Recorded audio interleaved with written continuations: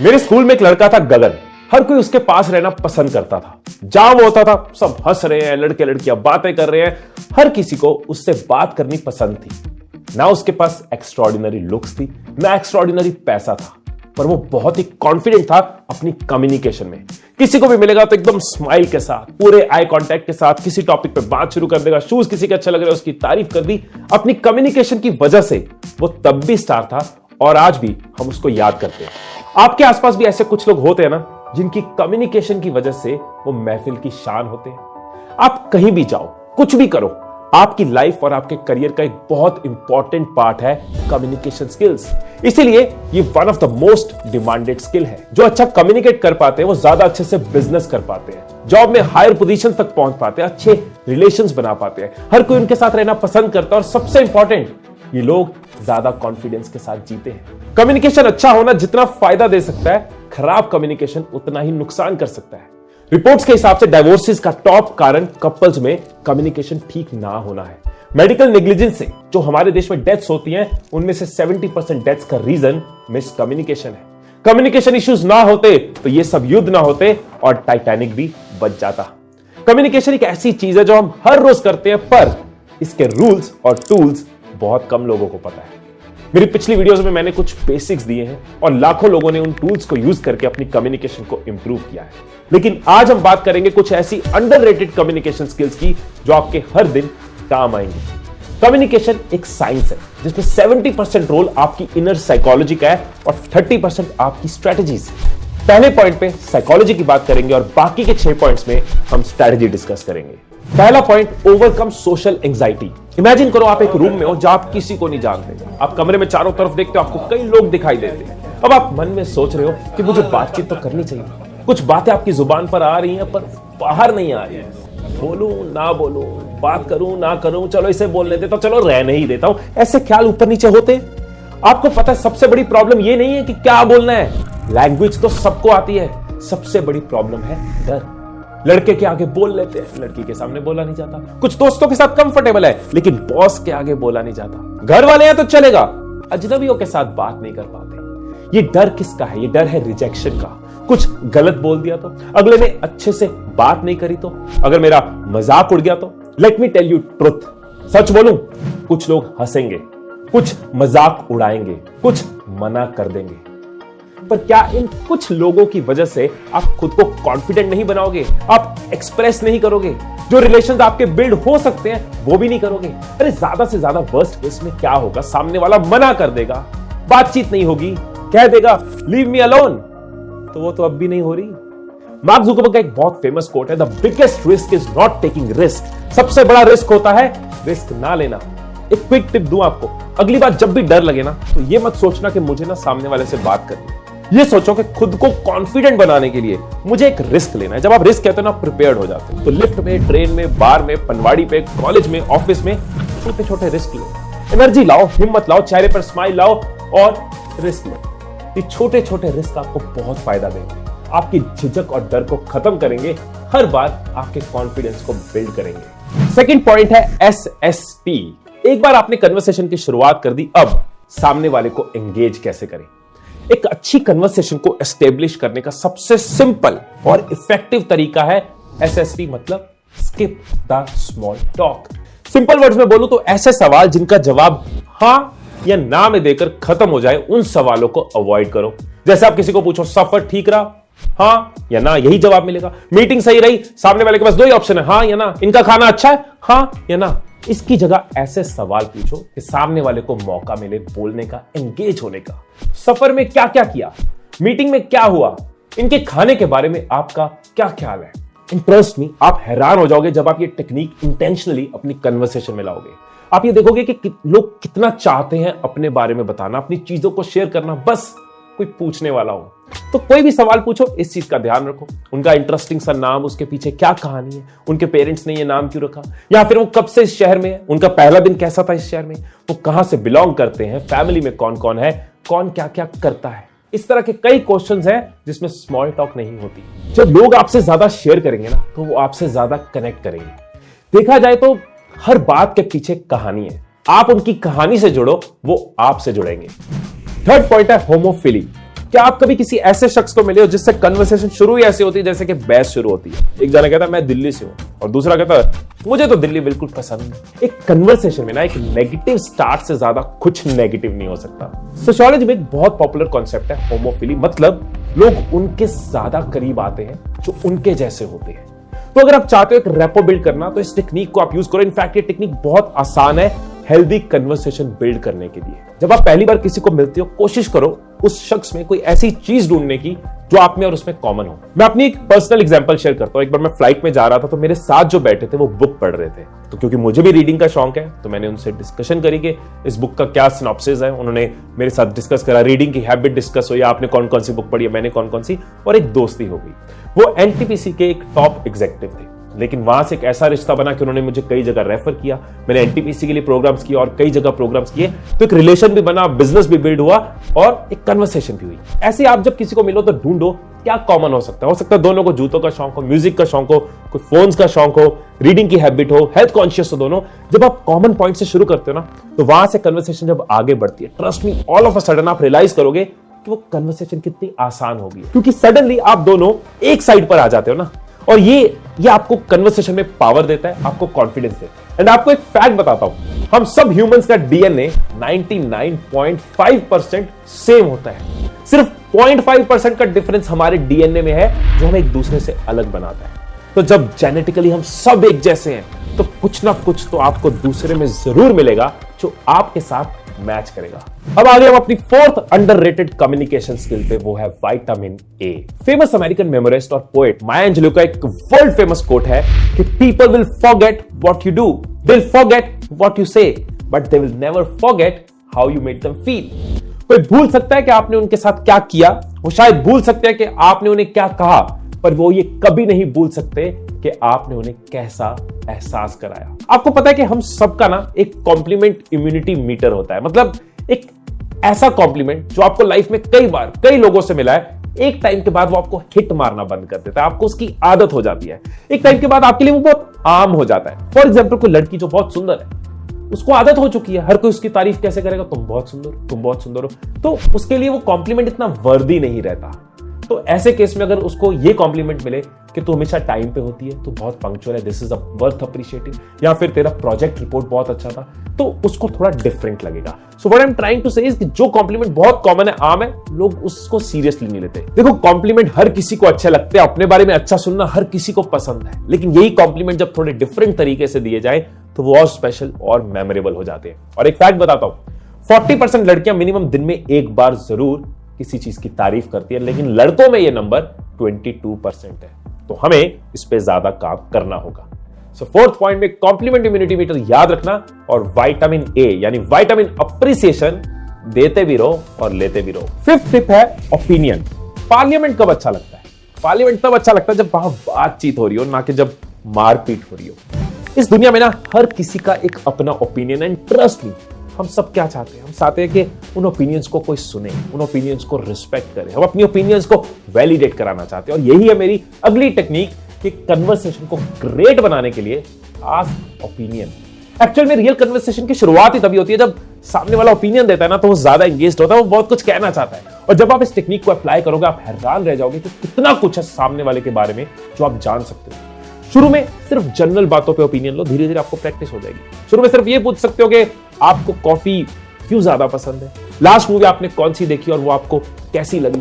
और जब आपको सामने वाले से जवाब आए, उनका ओपिनियन आए, तब बात को आगे बढ़ाने के लिए आपको सिर्फ एक चीज करनी है, और वो बहुत इंपॉर्टेंट है, सुनो।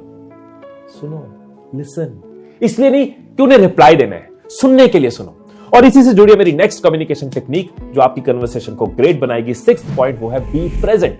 आई एम श्योर आपने भी कभी ना कभी एक्सपीरियंस किया होगा, मैंने भी किया है, कि हम पूरी तरह से डेडिकेटेडली दिल से दूसरे को अपनी बात बता रहे हैं, और दूसरे जो सामने वाला है वो हाँ ठीक है, साथ साथ फोन चला रहा है, मल्टीटास्किंग कर रहा है, जब तक वाईफाई ऑन है उसका ध्यान हमारे पास पूरी तरह से नहीं है। जब रेस्टोरेंट्स में एक सर्वे किया गया तो पता चला कि एक डिनर के दौरान लोग एवरेज 36 टाइम्स अपना फोन निकालते हैं। और ये बहुत बड़ा कारण है कि आजकल खाने में स्वाद आ रहा है और ना रिलेशंस में। यू नो व्हाट, जब आप एक कन्वर्सेशन में हो तो सबसे लीस्ट जो आप कर सकते हो ना उस कन्वर्सेशन में कंट्रीब्यूट, वो है उस कन्वर्सेशन में होना, पूरे दिल से वहां उस पल में होना। और आप ये कैसे कर सकते हो? अपने आई कांटेक्ट के साथ, अपनी बॉडी लैंग्वेज के साथ, अपने एक्सप्रेशंस के साथ। आज के टाइम पे अपनी फैमिली की, लोगों की, दूसरों की बात में प्रेजेंट रहना उनके लिए सबसे बड़ा प्रेजेंट है। ऐसा करने से आप उस बातचीत को महसूस कर पाओगे, जब प्रेजेंट में होगे सुन पाओगे, और जब सुनोगे तो बातों में से बातें निकाल पाओगे। 7th पॉइंट है पर्सनलाइज। इमेजिन करो आप किसी इंसान को मिल रहे हो, जिसको मिल तो 13वीं बार रहे हो, और वो सामने वाला कहता है तुम पारुल हो, नहीं, तुम प्रिया हो, नहीं, तुम पी से हो, इतना याद है। कैसा लगेगा? अच्छा नहीं लगेगा ना। अगर सच में आपको कन्वर्सेशन बिल्ड करनी है ना, तो कोशिश करो कि सामने वाले की कुछ डिटेल्स आप याद रखो। जब आपकी कोई चीज किसी को याद रहती है तो आपको कैसा लगता है? आपको वैल्यूड फील होता है। ऐसे आप सामने वाले को इंपॉर्टेंट और स्पेशल फील करा सकते हो, उसकी चीजों को याद रखें। मैं आपको यहां पे भी अपना एक इंसिडेंट शेयर करता हूं। मेरी वाइफ का एक कोलीग था, पुष्पेंद्र। तो एक बार ऑफिस की उनकी पार्टी में मेरी मुलाकात हुई, तो मैंने पूछा उसके बारे में, उनकी डिटेल्स सुनी, और मेरी आदत है दूसरों की डिटेल्स को याद रखने की। अब कुछ हफ्तों के बाद हम दोबारा पुष्पेंद्र को मिले, तो मैंने कहा कि भाई कैसे हो आप, और भोपाल में आपके पेरेंट्स कैसे हैं? तो बात आगे हुई, मैंने कहा आपकी दोनों सिस्टर्स यूएस में ठीक, और आपका भांजा कैसा है? तो उनके चेहरे पे जो स्माइल थी, जो कि यार इसने एक बार मेरे से पूछा और इसको याद है, वो रिस्पेक्ट, वो वैल्यू जो उन्होंने फील करी, और वहां से कन्वर्सेशन और स्ट्रांग हुई, एक रिलेशन बिल्ड हुआ, और आज हमारे वो बहुत अच्छे फ्रेंड्स हैं। अब वो लंदन शिफ्ट हो गया, तो जब हम लंदन जाएंगे तो हमारे होटल का खर्चा भी बच जाएगा। तो छोटी छोटी चीजें हम भी याद रखने की कोशिश कर सकते हैं। किसी ने अपने पेट का नाम बताया, अगली बार पूछ लिया, कोई हेल्थ रिलेटेड किसी ने शेयर किया, इंपॉर्टेंट है, याद रखो उनको कौन सी चीजें पसंद है, उनके बच्चों के बारे में, उनकी वाइफ का नाम, उनकी गर्लफ्रेंड का नाम, बस मिक्स मत कर देना, वाइफ के सामने गर्लफ्रेंड का नाम मत बोल देना। सो बेसिकली जब आप ये करोगे ना, तो आप देखोगे कि कैसे आप उनकी लाइफ में एक इन्वेस्टर बन चुके हो, और जब आप किसी की लाइफ में इन्वेस्टर बन जाते हो तो रिलेशन में रिटर्न्स आते ही आते। स्कॉट मैक्लाउड ने कम्युनिकेशन को बहुत सिंपल और मीनिंगफुल तरीके से डिफाइन किया है। उनका मानना है कि कम्युनिकेशन की शुरुआत क्लैरिटी, अटेंटिवनेस और इमोशनल इंटेलिजेंस से होती है। जब हम किसी से बात करते हैं तो हमारा मेन गोल होता है कि सामने वाला इंसान हमारी बात को ईजिली समझ सके। इसके लिए क्लैरिटी बहुत ज़रूरी है।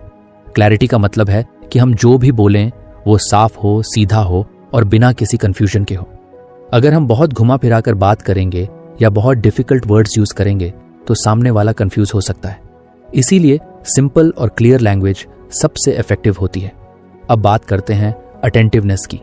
ये एक ऐसा स्किल है जो मोस्टली लोग इग्नोर कर देते हैं, लेकिन कम्युनिकेशन को स्ट्रांग बनाने के लिए अटेंटिवनेस बहुत ज़रूरी है। जब हम अटेंटिवली सुनते हैं तब हम ना सिर्फ शब्दों को सुनते हैं बल्कि उस इंसान के इमोशंस और इंटेंशंस को भी समझ पाते हैं। इमेजिन करो कि कोई तुम्हारे साथ अपना दिल का हाल बांट रहा है, लेकिन तुम फोन में बिजी हो। उस वक्त तुम फिजिकली तो वहां हो लेकिन मानसिक रूप से अनुपस्थित हो। ऐसे में सामने वाले को लगेगा कि उसकी बातों की कोई मूल्य नहीं है, और फिर चाहे तुम बाद में कुछ कहो उसका कोई मतलब नहीं रहेगा। इसलिए अटेंटिवनेस यानी पूरी तरह से प्रेजेंट रहना, यह कम्युनिकेशन का एक स्ट्रांग पिलर है। इमोशनल इंटेलिजेंस भी कम्युनिकेशन को नेक्स्ट लेवल पर ले जाता है। इमोशनल इंटेलिजेंस का मतलब होता है अपने और दूसरों के इमोशंस को समझना, कंट्रोल करना और सही तरीके से एक्सप्रेस करना। जब हम इमोशनली इंटेलिजेंट होते हैं तो हम ये समझ पाते हैं कि किस वक्त क्या कहना है और कैसे कहना है।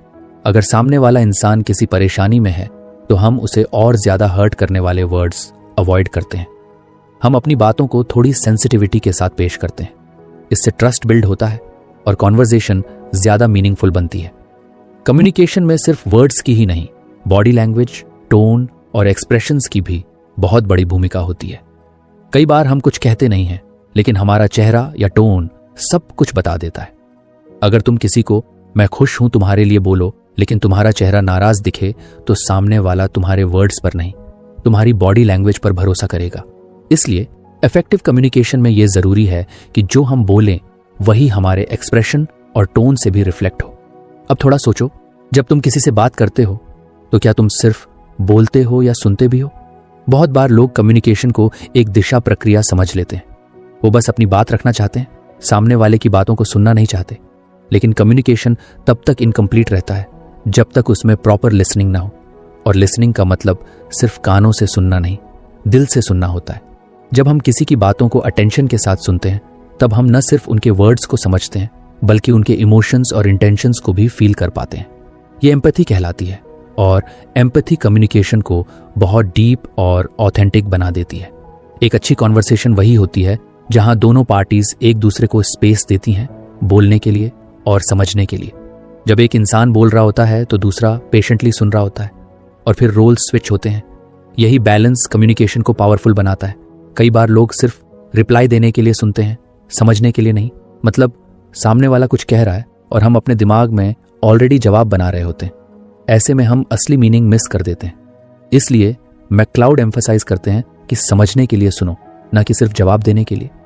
कम्युनिकेशन का एक और इंपॉर्टेंट हिस्सा है फीडबैक। जब हम किसी से बात करते हैं तो हमें यह भी देखना चाहिए कि हमारी बातों का क्या असर हुआ है। क्या सामने वाला हमारी बात से खुश है, कंफ्यूज्ड है या परेशान है। इफेक्टिव कम्युनिकेशन में हमें अपने वर्ड्स का असर समझना आना चाहिए, और अगर हमें लगे कि हमारी बातों से किसी को बुरा लग गया तो हम तुरंत समझदारी दिखाकर माफी मांग सकते हैं या चीजों को क्लियर कर सकते हैं। यही इमोशनल मैच्योरिटी होती है। आजकल के फास्ट पेस्ड डिजिटल वर्ल्ड में कम्युनिकेशन और भी कॉम्प्लेक्स हो गया है। हम text messages, voice notes, emails और सोशल मीडिया के जरिए संवाद करते हैं, लेकिन इन सारे मीडिया में एक बड़ी चुनौती होती है भावनाओं का सटीक व्यक्त नहीं हो पाना। एक सरल संदेश भी कई बार गलत समझा जा सकता है क्योंकि उसमें टोन, फेशियल एक्सप्रेशंस या जेस्चर्स नहीं होते। इसलिए डिजिटल कम्युनिकेशन में क्लैरिटी और एम्पैथी और भी ज्यादा जरूरी हो जाती है। कम्युनिकेशन सिर्फ रिलेशनशिप बनाने का नहीं, रिलेशनशिप बचाने का भी पावरफुल तरीका है। जब हम अपने फ्रेंड्स, फैमिली या कॉलीग्स से ओपनली और ऑनेस्टली बात करते हैं तो मिसअंडरस्टैंडिंग्स कम होती हैं। अगर आपको हमारी फ्री समरी अच्छी लगती है तो आप हमारे चैनल को सब्सक्राइब कर सकते हैं, हमारी मेंबरशिप खरीद सकते हैं या हमें यूपीआई के थ्रू सपोर्ट कर सकते हैं। अब समरी पर वापस चलते हैं। बहुत से कॉन्फ्लिक्ट्स सिर्फ इसलिए होते हैं क्योंकि लोग एक दूसरे से क्लियरली बात नहीं करते। कभी ईगो के कारण, कभी डर के कारण हम अपनी फीलिंग्स को दबा लेते हैं और फिर वो छोटी छोटी बातें धीरे धीरे अंदर जमा होती रहती हैं और एक दिन ब्लास्ट हो जाती हैं। लेकिन अगर हम शुरुआत से ही ओपन कम्युनिकेशन रखें तो ऐसी सिचुएशंस अवॉइड की जा सकती हैं। मैक्लाउड ये भी बताते हैं कि कम्युनिकेशन एक लर्निंग प्रोसेस है। कोई परफेक्ट कम्युनिकेटर पैदा नहीं होता। हम सब धीरे धीरे प्रैक्टिस करके बेहतर कम्युनिकेटर बन सकते हैं। जब हम खुद की कम्युनिकेशन मिस्टेक्स को रिकॉग्नाइज करते हैं और उन्हें इंप्रूव करने की कोशिश करते हैं, तभी हम ग्रो करते हैं। हमें यह एक्सेप्ट करना होता है कि हम सब कभी ना कभी मिसअंडरस्टैंडिंग क्रिएट करते हैं, लेकिन अगर हमारी इंटेंशन क्लियर और प्योर हो तो हम उसे सुधार सकते हैं। कम्युनिकेशन का पावर तब और बढ़ जाता है जब हम दूसरों को भी बोलने का मौका देते हैं। सिर्फ बोलते रहना और दूसरों की बात काटना कम्युनिकेशन को वीक करता है, लेकिन जब हम सुनने की कैपेसिटी बढ़ाते हैं तब हम दूसरों की रिस्पेक्ट भी बढ़ाते हैं। लिसनिंग एक बहुत बड़ा गिफ्ट है जो हम दूसरों को दे सकते हैं, और जब लोग महसूस करते हैं कि कोई उन्हें ध्यान से सुन रहा है तो वो ऑटोमेटिकली खुल जाते हैं, ट्रस्ट करने लगते हैं और डीप कनेक्शन बनने लगता है। तो अगर तुम चाहो कि तुम्हारे रिलेशनशिप स्ट्रांग हो, तुम्हारी टीम तुम्हारी बात माने या लोग तुमसे इंस्पायर हो, तो सबसे पहले कम्युनिकेशन को समझो और उसमें मास्टर बनो। सिंपल बोलो, दिल से सुनो, दूसरों के इमोशंस को समझो और अपनी फीलिंग्स को ऑनेस्टली एक्सप्रेस करो। ये एक ऐसी कला है जो तुम्हें हर एरिया में शाइन करवा सकती है, चाहे वो पर्सनल हो या प्रोफेशनल। कम्युनिकेशन कोई कॉम्प्लिकेटेड थ्योरी नहीं है, ये तो बस वही है जो हम रोज करते हैं। लेकिन अगर थोड़े से अवेयरनेस और प्रैक्टिस के साथ करें तो यही कम्युनिकेशन हमारी सबसे बड़ी स्ट्रेंथ बन सकता है। और जैसे जैसे तुम इस स्किल को डेवलप करते जाओगे, तुम देखोगे कि लोग तुम्हें ज्यादा समझने लगे हैं, तुम्हें ज्यादा पसंद करने लगे हैं और तुम्हारे साथ जुड़ाव महसूस करने लगे हैं। यही तो है ट्रू कम्युनिकेशन का मैजिक, दिल से दिल तक पहुंचने वाला कनेक्शन। अगर तुम चाहो तो इसी टॉपिक पर आगे भी पार्ट्स बनाए जा सकते हैं, जैसे कि effective communication at work, in relationships और इन कॉन्फ्लिक्ट सिचुएशंस। बस बताना। अक्सर जब हम कम्युनिकेशन की बात करते हैं तो सबसे पहले हमारे दिमाग में आता है बोलना, यानी स्पीकिंग। लेकिन सच ये है कि कम्युनिकेशन की असली शुरुआत होती है सुनने से, और वो भी सिर्फ सुनना नहीं बल्कि ध्यान से और पर्पस के साथ सुनना। लिसनिंग विद पर्पस का मतलब होता है सामने वाले की बात को समझने की कोशिश करना, सिर्फ सुन लेने के लिए नहीं बल्कि कनेक्ट करने के लिए सुनना। जब हम जेन्युइनली किसी की बात सुनते हैं तो वो इंसान खुद को वैल्यूड फील करता है और वहीं से शुरू होता है एक deep and meaningful connection. Listening कोई पैसिव चीज नहीं है, ये एक एक्टिव प्रोसेस है। इसे कहते हैं एक्टिव लिसनिंग। एक्टिव लिसनिंग का मतलब है कि जब कोई बात कर रहा हो तो हम पूरी अटेंशन के साथ उसकी बातों को अब्सॉर्ब करें। इस दौरान हमारा माइंड कहीं और ना भटके, हम फोन पे स्क्रॉल ना कर रहे हों या बस अगले जवाब की प्लानिंग ना कर रहे हों। कई बार लोग सुनते तो हैं लेकिन सिर्फ इसलिए ताकि जैसे ही सामने वाला चुप हो वो तुरंत बोलना शुरू कर सके। ये कम्युनिकेशन नहीं है, ये बस एक टर्न लेने वाली गेम बन जाती है। लेकिन जब हम पर्पस के साथ सुनते हैं तब हम सामने वाले की फीलिंग्स, थॉट्स और एक्सपीरियंसेस को डीपली समझने की कोशिश करते हैं। सुनना एक आर्ट है और ये आर्ट तब निखरती है जब हम उसमें एम्पैथी और पेशेंस डालते हैं। कोई भी इंसान जब कुछ कहता है तो उसके वर्ड्स के पीछे बहुत कुछ छुपा होता है, इमोशंस, होप्स, इनसिक्योरिटीज, कंफ्यूजन। अगर हम सिर्फ वर्ड्स पर ध्यान दें और उस भावनात्मक लेयर को इग्नोर कर दें तो हम कम्युनिकेशन का बड़ा हिस्सा मिस कर देते हैं। इसलिए एक्टिव लिसनिंग का एक हिस्सा ये भी है कि हम सामने वाले की body language, tone of voice और फेशियल एक्सप्रेशंस को भी नोटिस करें। कई बार कोई इंसान बोल रहा होता है मैं ठीक हूं, लेकिन उसकी आंखें कुछ और कह रही होती हैं। अगर हम अटेंटिवली सुन रहे हों तो हम उस अनसेड बात को भी पकड़ सकते हैं। एक्टिव लिसनिंग का एक और पावरफुल तरीका है पैराफ्रेजिंग।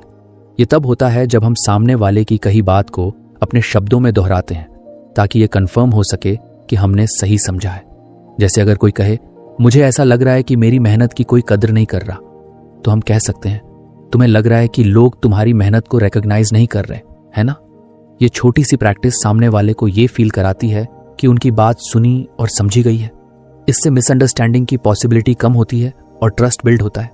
जब हम पर्पस के साथ सुनते हैं तो हम सिर्फ रिस्पॉन्ड करने के लिए नहीं बल्कि अंडरस्टैंड करने के लिए सुनते हैं। ये फर्क बहुत बड़ा है।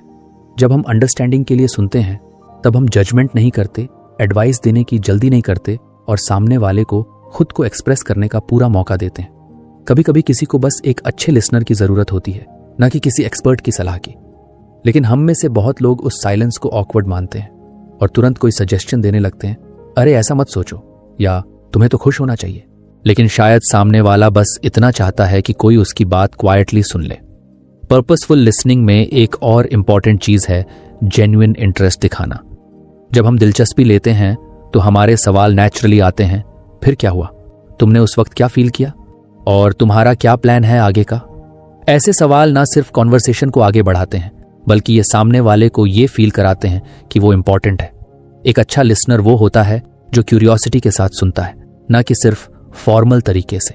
जब कोई देखता है कि हम ऑनेस्टली उसकी बातों में इंटरेस्टेड हैं तो वो अपना गार्ड नीचे कर देता है और दिल से बात करता है। लिसनिंग विद पर्पस एक बहुत स्ट्रॉन्ग इमोशनल टूल भी है। जब कोई दुखी होता है और हम उसे ध्यान से सुनते हैं तो वो खुद ब खुद थोड़ा हल्का महसूस करता है। उसका पेन आधा हो जाता है सिर्फ इसलिए क्योंकि उसने अपनी बात कह दी और कोई बिना टोके सुनता रहा।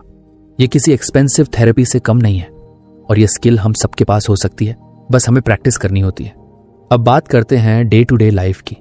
इमेजिन करो तुम्हारे दोस्त का मूड खराब है। वो आकर बोलता है यार आज कुछ अच्छा नहीं लग रहा। अगर तुम ये बोल दो अरे छोड़ मूवी लगाते हैं सब ठीक हो जाएगा, तो तुमने उसकी बात को बाईपास कर दिया। लेकिन अगर तुम थोड़ी देर उसे बात करने दो, उसकी बातों में इंटरेस्ट दिखाओ, फिर धीरे धीरे उसका साथ दो, तो शायद वो खुद ही ठीक महसूस करने लगे। कई बार प्रेजेंस और अटेंटिव लिसनिंग ही सबसे बड़ी मदद होती है। लिसनिंग विद पर्पस न सिर्फ पर्सनल रिलेशनशिप्स में इंपॉर्टेंट है बल्कि वर्क प्लेस में भी इसका बहुत बड़ा असर होता है।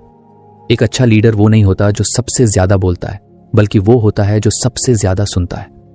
जब एम्प्लॉयज फील करते हैं कि उनका बॉस उन्हें जेन्युइनली सुनता है तो वो ज्यादा मोटिवेटेड रहते हैं, आइडियाज फ्रीली फ्लो होते हैं और काम में एंगेजमेंट बढ़ता है। इसी तरह टीचर्स और स्टूडेंट्स के बीच, डॉक्टर्स और पेशेंट्स के बीच हर जगह पर्पसफुल लिसनिंग एक पावरफुल कनेक्टर है। इस स्किल को डेली लाइफ में अप्लाई करना कोई रॉकेट साइंस नहीं है। जब भी कोई कुछ कहे उस वक्त अपना पूरा ध्यान उस इंसान पर लगाओ। बीच में फोन मत चेक करो, उसकी आंखों में देखो, ओकेजनल हम या समझा बोलो ताकि सामने वाला जान सके कि तुम कनेक्टेड हो। अगर कुछ समझ में ना आए तो पूछ लो, मतलब तुम कहना चाह रहे हो कि। इस तरह की अप्रोच से कम्युनिकेशन डीप होता है। आज के सोशल मीडिया वाले वर्ल्ड में सबको बोलने की जल्दी है, लेकिन सुनने की कैपेसिटी कम होती जा रही है। हर कोई अपनी बात वायरल करना चाहता है, लेकिन कोई किसी की बात को समझने की कोशिश नहीं करता। ऐसे समय में अगर तुम एक अच्छे लिसनर बन जाओ तो तुम ऑटोमेटिकली दूसरों से अलग दिखोगे। लोग तुम्हारे साथ कंफर्टेबल महसूस करेंगे, तुमसे जुड़ना चाहेंगे और तुम्हारे ऊपर भरोसा करेंगे। लिसनिंग विद पर्पस एक गिफ्ट है जो हम किसी को देते हैं और बदले में हमें ट्रस्ट, रिस्पेक्ट और डीपर रिलेशनशिप्स मिलती हैं। ये एक ऐसी हैबिट है जो धीरे धीरे डेवलप होती है, प्रैक्टिस के साथ स्ट्रांग होती है और हर रिलेशनशिप में मैजिक भर देती है।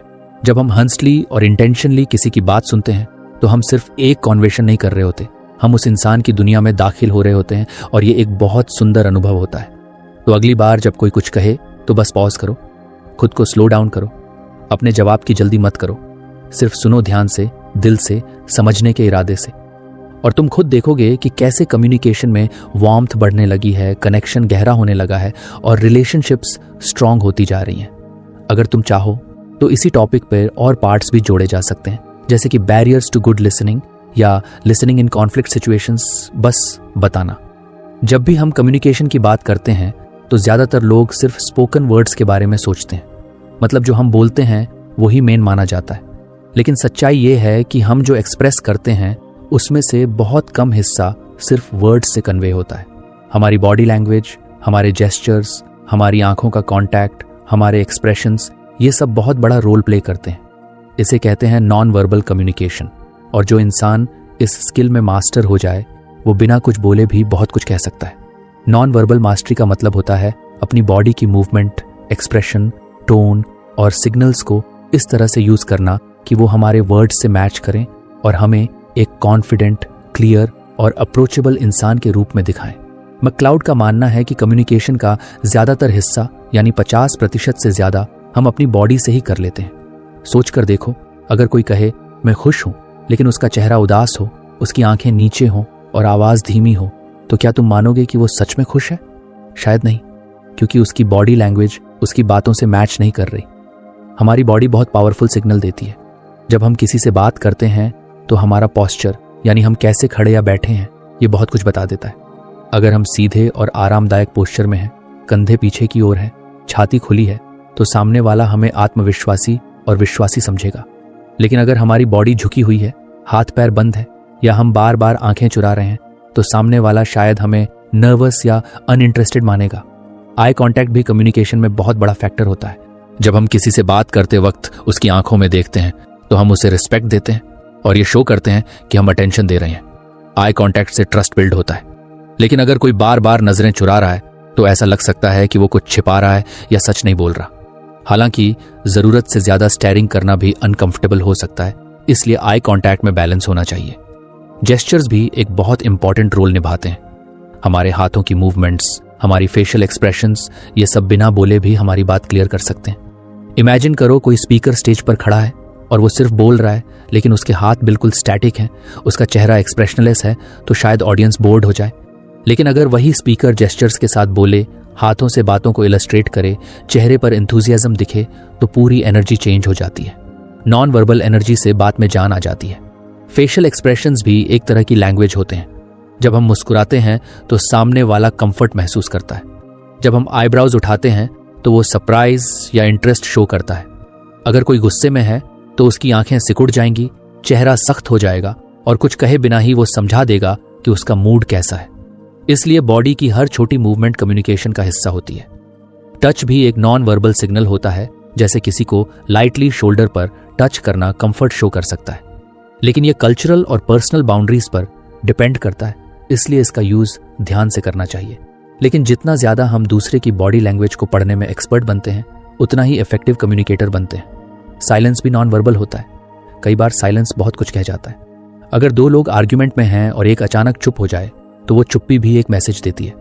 कई बार हम एक पॉज देकर अपनी बात को और इम्पैक्टफुल बना सकते हैं। ये नॉन वर्बल पॉजेस हमारे वर्ड्स को एम्फसाइज करने में मदद करते हैं। अब सोचो, एक इंटरव्यूअर के सामने बैठा कैंडिडेट अगर बार बार अपने हाथ मल रहा है, पैर हिला रहा है, नजरें चुरा रहा है, तो इंटरव्यूअर उसे नर्वस मानेगा, भले ही उसके आंसर्स कितने भी अच्छे क्यों ना हो। वहीं अगर कोई कैंडिडेट रिलैक्स्ड होकर बैठा है, स्माइल के साथ आई कांटेक्ट बना रहा है, तो इंटरव्यूअर को लगेगा कि ये कॉन्फिडेंट और प्रिपेयर्ड है। इसलिए बॉडी लैंग्वेज कभी छुपती नहीं है, वो सब कुछ बता देती है। नॉन वर्बल सिग्नल्स तब और पावरफुल हो जाते हैं जब वो हमारे वर्ड्स के साथ अलाइंड होते हैं। मतलब जब हम जो कह रहे हैं और जो दिखा रहे हैं वो दोनों एक ही बात कहें। अगर कोई बोल रहा है मुझे बहुत खुशी हुई, लेकिन चेहरा सीरियस है, आवाज मोनोटोन है, तो उस पर डाउट होना नॉर्मल है। लेकिन अगर वही इंसान एक्साइटमेंट के साथ खुली बॉडी लैंग्वेज में बोले तो बात दिल तक पहुंचती है।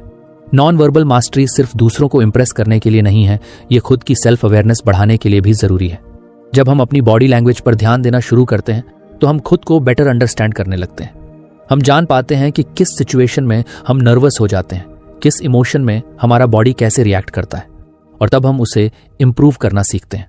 इसमें एक और लेवल आता है दूसरों की बॉडी लैंग्वेज को ऑब्जर्व करना। जब हम दूसरों की मूवमेंट्स, एक्सप्रेशंस और पोस्चर को ध्यान से देखते हैं तो हम उनके इमोशंस को समझ सकते हैं, चाहे वो कुछ बोले या ना बोले। ये स्किल रिलेशनशिप्स को इंप्रूव करने में बहुत काम आती है, चाहे वो पर्सनल हो या प्रोफेशनल।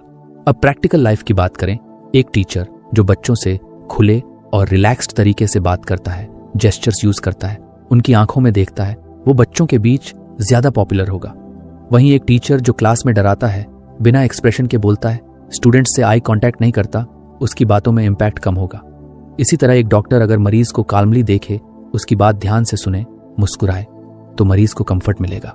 लेकिन अगर वो जल्दबाजी में हो, बिना देखे प्रिस्क्रिप्शन थमा दे, तो मरीज अनसुना और डिस्कनेक्टेड महसूस करेगा। नॉन वर्बल मास्टरी का मतलब सिर्फ अच्छे दिखना नहीं है, इसका मतलब है ऑथेंटिक और कॉन्फिडेंट फील कराना। ये तब आता है जब हम अपने अंदर की इमोशंस को समझें और उन्हें इफेक्टिवली एक्सप्रेस करना सीखें। अगर हम एंग्शियस हैं तो डीप ब्रीदिंग, पोस्चर करेक्ट करना और स्माइल से हम खुद को बैलेंस कर सकते हैं। आज के डिजिटल टाइम में जहां ज्यादातर कम्युनिकेशन फोन या टेक्स्ट पर होती है, वहां फेस टू फेस कम्युनिकेशन की इंपॉर्टेंस और बढ़ जाती है, क्योंकि टेक्स्ट में हम सिर्फ वर्ड्स देख सकते हैं, इमोशन नहीं। लेकिन जब हम किसी से रियल में मिलते हैं तो हम पूरी पर्सनैलिटी एक्सपीरियंस करते हैं, उसकी body language, tone, eyes, smile, सब कुछ, और वहीं से रियल कनेक्शन बनता है। मैक्लाउड इस बात पर जोर देते हैं कि जो इंसान अपने नॉन वर्बल सिग्नल्स को पहचान लेता है और उन्हें कंट्रोल करना सीख जाता है, वो कम्युनिकेशन में एक्सपर्ट बन जाता है। उसकी बातों में वजन होता है, उसकी प्रेजेंस महसूस होती है और लोग नेचुरली उसकी ओर अट्रैक्ट होते हैं। तो अगर तुम चाहते हो कि लोग तुम्हारी बात को सीरियसली लें, तुम्हें याद रखें और ट्रस्ट करें, तो सिर्फ शब्दों पर काम मत करो। अपनी body language, posture, eye contact, expressions, इन पर भी ध्यान दो। प्रैक्टिस करो, मिरर के सामने खुद से बात करो, प्रेजेंटेशन देते समय वीडियो रिकॉर्ड करो, दूसरों को ऑब्जर्व करो और अपने पैटर्न समझो। कम्युनिकेशन सिर्फ शब्दों का खेल नहीं है, ये पूरे शरीर और माइंड का कोऑर्डिनेशन है। जब हम बॉडी और वर्ड्स को एक टीम की तरह चलाते हैं, तभी हमारी बातों में वो मैजिक आता है जो दिल को छूता है। और यही है नॉन वर्बल मास्टरी, बिना कहे बहुत कुछ कह जाने की कला। जब भी हम किसी से बात करते हैं तो हमारा तरीका उस मैसेज से कहीं ज्यादा इंपॉर्टेंट हो जाता है जो हम देना चाहते हैं। मतलब अगर हमारी बात साफ नहीं है, हमारी आवाज डगमगा रही है, या हम बार बार लाइक, मतलब जैसे फिलर्स का यूज कर रहे हैं, तो सामने वाला हमारे वर्ड्स पर कम और हमारी हेजिटेशन पर ज्यादा ध्यान देगा। इसीलिए मैक्लाउड की किताब में खास तौर पर इस बात पर फोकस किया गया है कि हम कैसे क्लियरली और कॉन्फिडेंटली बोलना सीख सकते हैं। क्लियर और कॉन्फिडेंट बोलना कोई एक दिन में नहीं आता, ये एक प्रोसेस है, धीरे धीरे प्रैक्टिस करने से डेवलप होता है। सबसे पहला स्टेप है अपने अंदर की हेजिटेशन को पकड़ना और उसे दूर करना। अक्सर हम पब्लिक में बोलने से डरते हैं क्योंकि हमें लगता है कि हमारी इंग्लिश परफेक्ट नहीं है, या हम बीच में अटक जाएंगे, या सामने वाला जज करेगा। लेकिन कम्युनिकेशन की दुनिया में कॉन्फिडेंस का मतलब ये नहीं कि तुम परफेक्ट बोलो, इसका मतलब है कि तुम जो भी बोलो उसे बिलीव करो।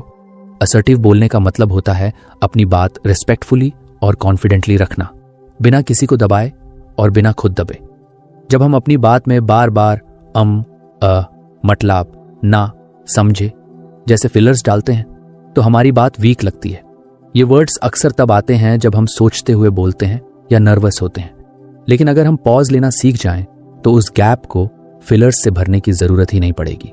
साइलेंस जब सही तरीके से यूज हो तो वो भी एक पावरफुल टूल बन जाता है।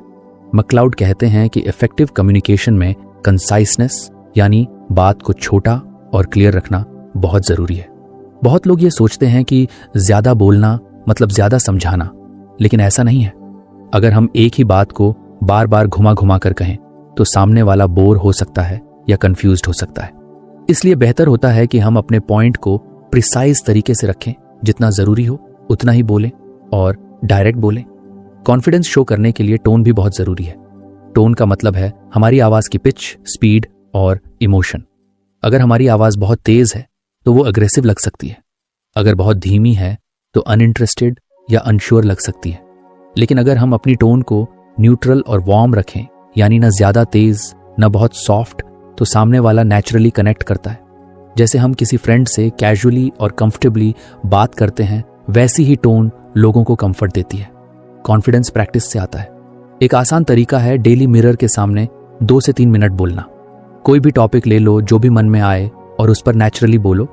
अपनी आवाज सुनो, एक्सप्रेशन देखो, पॉज कब और कैसे आ रहे हैं ऑब्जर्व करो। एक और तरीका है अपने फोन में खुद की रिकॉर्डिंग करना।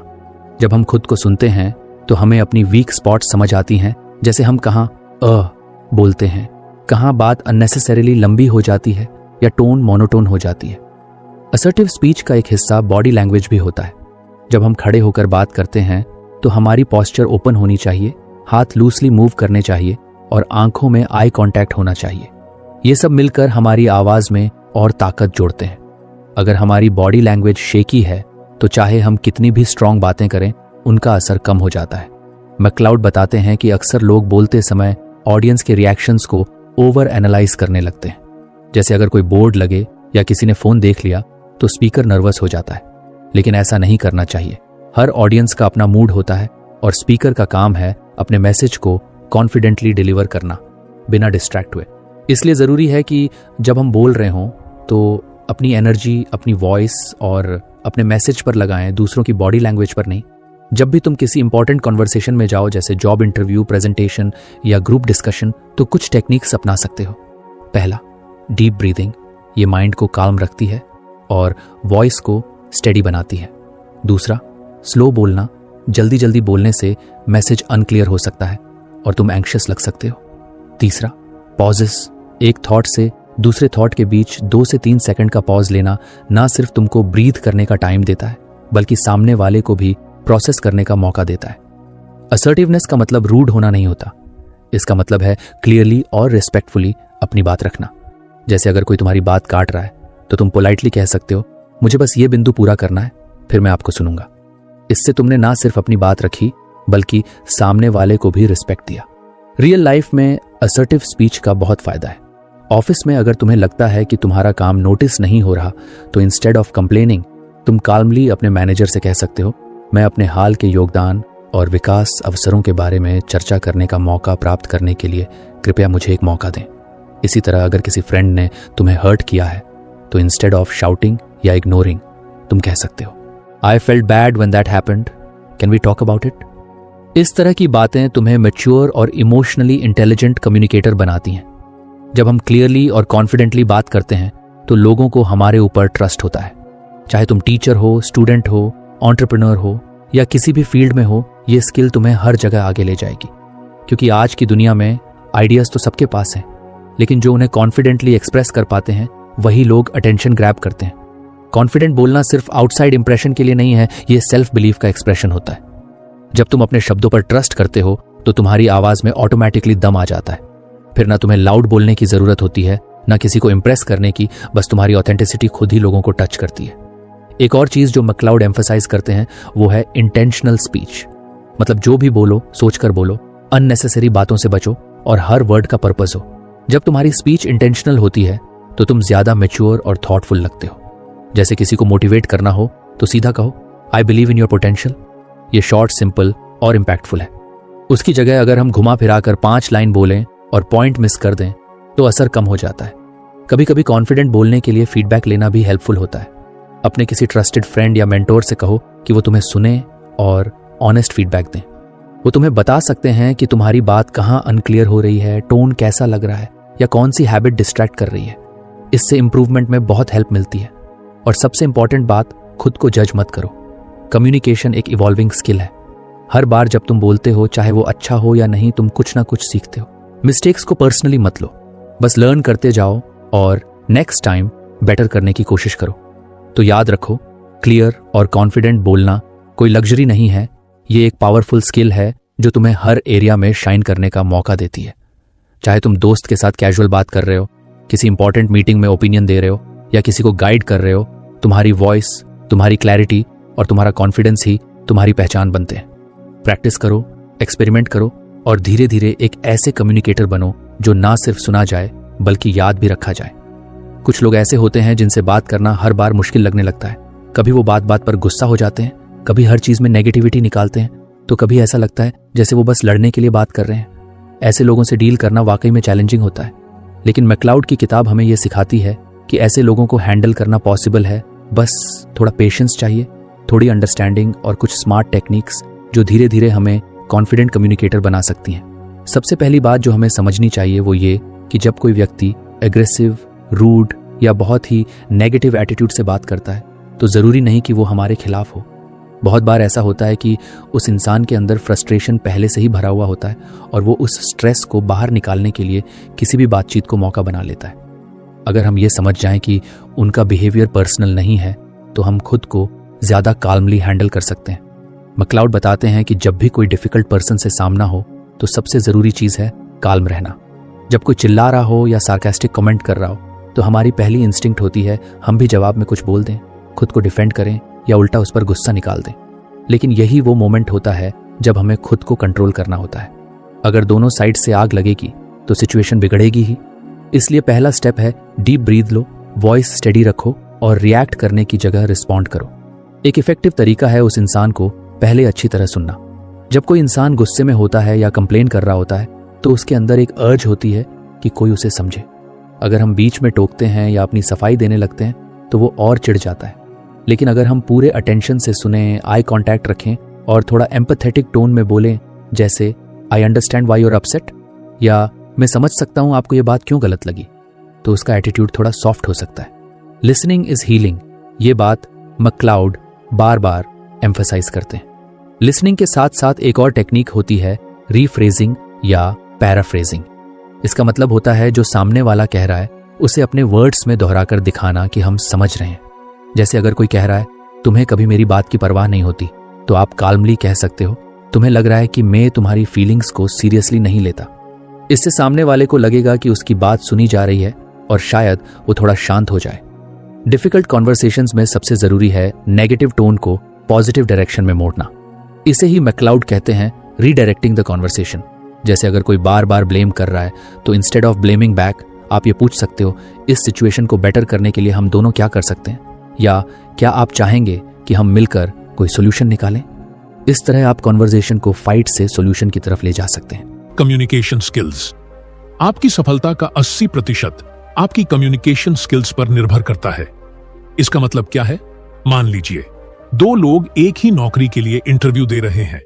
दोनों के पास एक जैसी डिग्री और अनुभव है, लेकिन इंटरव्यू में एक व्यक्ति आत्मविश्वास से और स्पष्टता के साथ अपनी बात रखता है, जबकि दूसरा हिचकिचाता है और अपने विचार अच्छे से नहीं समझा पाता। कौन ज्यादा सफल होगा? जाहिर है जो बेहतर तरीके से अपनी बात रख पाएगा। कम्युनिकेशन सिर्फ शब्द नहीं बल्कि एक कला है। अच्छा संचार केवल शब्दों तक सीमित नहीं होता, बल्कि इसमें ये 4 चीजें भी शामिल होती हैं। 1. Body language. क्या आपने देखा है कि कुछ लोग सिर्फ अपने हाव भाव और शरीर की मुद्रा से ही प्रभाव छोड़ देते हैं? हाथों के सही इशारे, सीधा बैठना या खड़ा रहना, आत्मविश्वास से भरी आंखों से संपर्क बनाना, यह सब आपके शब्दों से ज्यादा असरदार होता है। यदि आप बोलते समय कांपते हैं, इधर उधर देखते हैं या झुके हुए खड़े रहते हैं, तो सामने वाले को लगता है कि आप अनिश्चित हैं। 2. Tone of voice. सिर्फ यह नहीं कि आप क्या कहते हैं, बल्कि कैसे कहते हैं, यह ज्यादा मायने रखता है। क्या आपने कभी गौर किया है कि एक ही वाक्य को अलग अलग टोन में बोलने से उसका अर्थ बदल सकता है? उदाहरण, क्या आप यह काम कर सकते हैं? शांत और विनम्र टोन। क्या आप यह काम कर सकते हैं? गुस्से और दबाव वाली टोन। सही टोन दोस्ताना, प्रोफेशनल और आत्मविश्वास भरी होनी चाहिए। 3. Expressions, facial expressions. जब आप किसी से बात करते हैं तो आपका चेहरा आपकी भावनाओं को व्यक्त करता है। मुस्कान, आंखों का सही मूवमेंट और चेहरे की नेचुरल एक्सप्रेशंस आपको ज्यादा प्रभावशाली बनाते हैं। अगर आपकी बातें और चेहरे के भाव मेल नहीं खाते तो सामने वाला कंफ्यूज हो सकता है। 4. सुनने की क्षमता, लिसनिंग स्किल्स। अच्छे संचार की सबसे महत्वपूर्ण कुंजी है। लोग अक्सर ज्यादा बोलने पर ध्यान देते हैं, लेकिन जो व्यक्ति ध्यान से सुनता है वह दूसरों का विश्वास जीत लेता है। जब आप सामने वाले की बात को सही तरीके से सुनते हैं तो वह आपको एक अच्छे कम्युनिकेटर के रूप में देखता है। कम्युनिकेशन हर जगह जरूरी क्यों है? पहले स्टूडेंट्स के लिए। अगर आप स्टूडेंट हैं तो क्लास में अच्छे से अपनी बातें रखना, प्रेजेंटेशन देना और इंटरव्यू में आत्मविश्वास से जवाब देना आपकी सफलता को बढ़ा सकता है। जो स्टूडेंट्स अच्छे से अपनी बात रख पाते हैं वे टीचर्स और पीयर ग्रुप के सामने ज्यादा प्रभाव डालते हैं। 2. बिजनेसमैन के लिए। एक बिजनेसमैन के लिए अपने कस्टमर्स, इन्वेस्टर्स और टीम से सही ढंग से संवाद करना जरूरी है। अच्छे कम्युनिकेशन स्किल्स वाले बिजनेसमैन ज्यादा प्रभावशाली होते हैं और उनकी सेल्स भी ज्यादा होती हैं। 3. जॉब प्रोफेशनल्स के लिए, अगर आप किसी ऑफिस में काम करते हैं तो अपने बॉस, क्लाइंट्स और टीम से सही तरीके से बात करना बहुत जरूरी होता है। अच्छी कम्युनिकेशन स्किल्स रखने वाले कर्मचारी जल्दी प्रमोशन पाते हैं। अगर आप जीवन में सफल होना चाहते हैं तो सिर्फ ज्ञान और मेहनत ही काफी नहीं है, बल्कि आपको अपनी बात को प्रभावशाली तरीके से कहने का तरीका भी सीखना होगा। सही कम्युनिकेशन स्किल्स रखने वाले लोग ज्यादा आत्मविश्वासी होते हैं, बेहतर संबंध बना पाते हैं और करियर में तेजी से आगे बढ़ते हैं। तो अब सवाल यह है, आप अपने कम्युनिकेशन स्किल्स को बेहतर बनाने के लिए क्या कर रहे हैं? दूसरा, अच्छा कम्युनिकेटर कैसे बने? अच्छा कम्युनिकेटर बनना कोई जादू नहीं है, बल्कि एक कला है जिसे कोई भी सीख सकता है। क्या आपने कभी सोचा है कि कुछ लोग इतनी आसानी से अपनी बात मनवा लेते हैं, जबकि कुछ की बातों पर कोई ध्यान नहीं देता? इसका कारण है कम्युनिकेशन स्किल्स में अंतर। अगर आप भी चाहते हैं कि लोग आपकी बातें ध्यान से सुनें, आपकी राय की कद्र करें और आपसे जुड़ाव महसूस करें, तो आपको इन 3 महत्वपूर्ण चीजों को अपनाना होगा। 1. सक्रिय सुनने की कला। क्या आपने कभी गौर किया है कि ज्यादातर लोग सुनने से ज्यादा बोलते हैं, लेकिन एक अच्छा कम्युनिकेटर बनने के लिए बोलने से ज्यादा सुनना जरूरी है। सक्रिय सुनने का मतलब क्या है? सिर्फ सामने वाले की बातें सुन लेना ही काफी नहीं होता, बल्कि उसे समझना, प्रतिक्रिया देना और उसकी बात में दिलचस्पी दिखाना भी जरूरी है। कैसे अच्छा लिसनर बने? सुनते समय ध्यान दें। जब कोई आपसे बात कर रहा हो तो मोबाइल या दूसरी चीजों में व्यस्त न रहे। सामने वाले को एहसास कराए कि आप पूरी तरह से उसकी बात सुन रहे हैं। बीच बीच में प्रतिक्रिया दें। सिर्फ सिर हिलाने से काम नहीं चलेगा। सामने वाले की बात खत्म होने के बाद कहें, हां, आपकी बात समझ आ रही है। तो आप कहना चाहते हैं कि इससे सामने वाले को लगेगा कि आप सच में उसकी बात को महत्व दे रहे हैं। सवाल पूछें। अच्छे लिसनर हमेशा सही सवाल पूछते हैं। इससे सामने वाले को लगता है कि आप उसकी बात को समझने की कोशिश कर रहे हैं। याद रखें, सिर्फ सुनने के लिए मत सुनिए, बल्कि समझने के लिए सुनिए। दूसरा, बॉडी लैंग्वेज का सही इस्तेमाल। क्या आपको पता है कि हम जो भी बोलते हैं उसमें से सिर्फ 30% शब्दों से संचार होता है, बाकी 70% हमारी बॉडी लैंग्वेज से आता है। मतलब अगर आपकी बॉडी लैंग्वेज सही नहीं है तो लोग आपकी बातों को गंभीरता से नहीं लेंगे। अच्छी बॉडी लैंग्वेज के 3 महत्वपूर्ण नियम। आंखों में आंखें डालकर बात करें। जब आप आंखों में देखकर बात करते हैं तो सामने वाले को लगता है कि आप आत्मविश्वास से भरे हुए हैं। बहुत ज्यादा घूरना गलत हो सकता है, लेकिन बातचीत के दौरान हल्का आई कांटेक्ट बनाए रखना जरूरी है। हाथों के सही इशारे दें। जब आप बोल रहे हो तो अपने हाथों का प्राकृतिक रूप से इस्तेमाल करें। बहुत ज्यादा हाथ हिलाना भी गलत है, लेकिन पूरी तरह स्थिर रहना आपको रोबोट जैसा बना सकता है। सीधा और आत्मविश्वास से खड़े रहें। झुकी हुई बॉडी लैंग्वेज आपको अनप्रोफेशनल दिखा सकती है। अपने कंधों को सीधा रखें, आत्मविश्वास दिखाएं और रिलैक्स रहें। याद रखें, आपकी बॉडी आपकी बातों से पहले ही सामने वाले को बहुत कुछ बता देती है। तीसरा, स्पष्ट और प्रभावी बोलना। क्या आपको कभी ऐसा लगा है कि आप बहुत कुछ कह रहे हैं लेकिन सामने वाला समझ ही नहीं पा रहा? क्योंकि कई लोग जरूरत से ज्यादा या फिर अस्पष्ट तरीके से बोलते हैं। कैसे स्पष्ट और प्रभावी बोलें? कम शब्दों में ज्यादा कहें। मैं यह सोच रहा हूं कि शायद अगर आप इसे इस तरीके से देखें तो हो सकता है कि यह बेहतर लगे। यह वाक्य बहुत लंबा और उलझा हुआ है। इसके बजाय सीधे कहें, अगर आप इसे इस तरीके से देखेंगे तो यह बेहतर लगेगा। धीरे और स्पष्ट बोले। बहुत तेज या बहुत धीमा बोलने से बचें। स्पष्ट शब्दों का इस्तेमाल करें ताकि सामने वाला आसानी से समझ सके। आई की जगह यू का इस्तेमाल करें। गलत। मुझे लगता है कि मैं सही हूं। सही। अगर आप इसे इस नजरिए से देखें तो शायद यह सही लगे। याद रखें, कम शब्दों में स्पष्ट और आत्मविश्वास से बात करना ही असली कम्युनिकेशन स्किल है। अगर आप अच्छा कम्युनिकेटर बनना चाहते हैं तो इन 3 चीजों पर काम करें। सुनना सीखें, एक्टिव लिसनिंग, क्योंकि अच्छे श्रोता ही अच्छे वक्ता बनते हैं। बॉडी लैंग्वेज सुधारें। बॉडी लैंग्वेज, क्योंकि आपकी बॉडी आपकी बात से ज्यादा प्रभाव डालती है। स्पष्ट और प्रभावी बोलें, क्लियर एंड इफेक्टिव स्पीकिंग, क्योंकि कम शब्दों में सही बात कहना ज्यादा असरदार होता है। अगर आप इन 3 चीजों को अच्छे से अपना लेते हैं तो आप कहीं भी किसी भी माहौल में अपनी बात को प्रभावी तरीके से रख सकते हैं और सफल हो सकते हैं। तो अब सवाल यह है, आप सबसे पहले कौन सी स्किल पर काम करने वाले हैं? तीसरी बातचीत में सफलता के लिए 3 जरूरी टिप्स। क्या आपको कभी ऐसा लगा है कि आपकी बातों का लोग ज्यादा असर नहीं ले रहे हैं, या फिर आप कुछ कहना चाहते हैं लेकिन सामने वाला उसे सही से नहीं समझ पाता? अगर हां, तो आपकी कम्युनिकेशन स्किल्स में थोड़े बदलाव करने की जरूरत है। इस सेक्शन में हम ऐसे 3 आसान लेकिन असरदार टिप्स सीखेंगे जो आपको बातचीत में सफल बना सकते हैं। 1. आई की जगह यू का इस्तेमाल करें। क्या आपने कभी गौर किया है कि लोग अपनी तारीफ सुनकर ज्यादा खुश होते हैं? मान लीजिए कोई दोस्त आपके प्रोजेक्ट की मदद करता है। अब आप कह सकते हैं, मुझे लगता है कि मैंने सही फैसला लिया।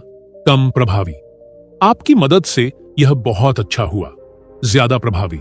पहले वाक्य में सारा फोकस मैं पर है, जबकि दूसरे वाक्य में आप पर है।